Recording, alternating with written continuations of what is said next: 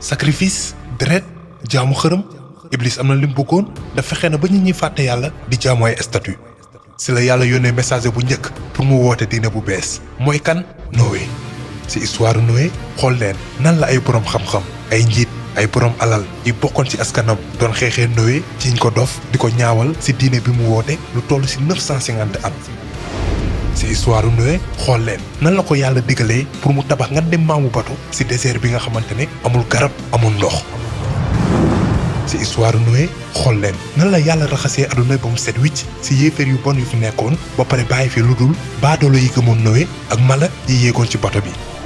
histoire Noé yàggatul dara ngeen am ko ci chaîne bii incha allah